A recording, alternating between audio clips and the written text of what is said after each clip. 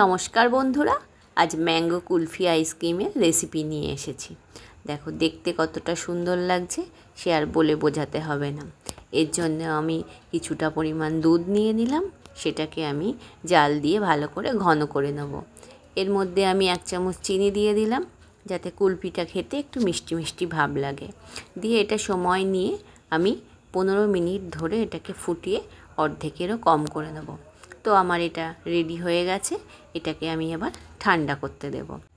গরম অবস্থাতে কিন্তু এটা আমের মধ্যে ঢালা যাবে না, ওই জন্য একটু সময় নেব। এটা ঠান্ডা হতে থাক, আমি ততক্ষণ আমটাকে রেডি করে নিই।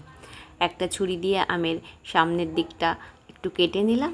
এবার খুব সাবধানে ছুরিটা দিয়ে আমের মধ্যে থেকে আঁটিটা বার করব।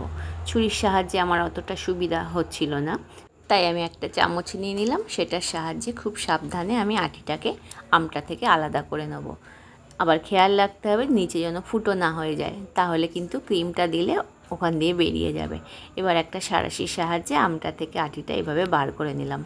এদিকে আমার দুধটা ঠান্ডাও হয়ে গেছে, সেটা আমি আমের মধ্যে এভাবে ভরে নিলাম। নিয়ে মুখটা এভাবে চাপা দিয়ে এটা পুরো আমি 24 ঘন্টার জন্য ডিপ ফ্রিজে রেখে দেবো। কারণ যত ভালো ঠান্ডা হবে আইসক্রিমটা কিন্তু কাটতে তত সুবিধা হবে। দেখো 24 ঘন্টা পর বাইরেটাও পুরো বরফ জমে গেছে। এবার আমি মুখটাকে আস্তে করে ছাড়িয়ে একটা পিলারের সাহায্যে খোসাটাকে আমি পুরো ছাড়িয়ে নিলাম। এটা ফ্রিজে থাকার কারণে নরম হয়ে গেছে, খোসাটা কিন্তু খুব সহজেই ছাড়িয়ে যাচ্ছিল। খুব সাবধানে আমি পুরো আমের খোসাটাকে ছাড়িয়ে নিলাম। এবার একটা ছুরির সাহায্যে এটাকে পিস পিস করে নেব। দেখো দেখতে কতটা সুন্দর লাগছে।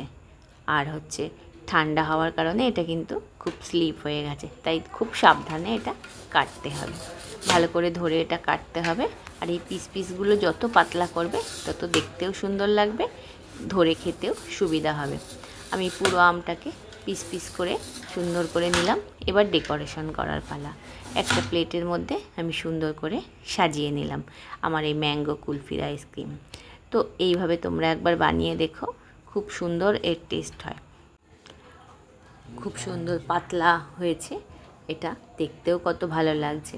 আর এই সময় আমি বলে রাখি, আমটা কিন্তু খুব বেশি বড় দেখে নেবে না, একটু ছোট দেখে নেবে বা লম্বাটা দেখে নেবে, তাহলে কিন্তু কুলফিটা বেশি ভালো জমবে।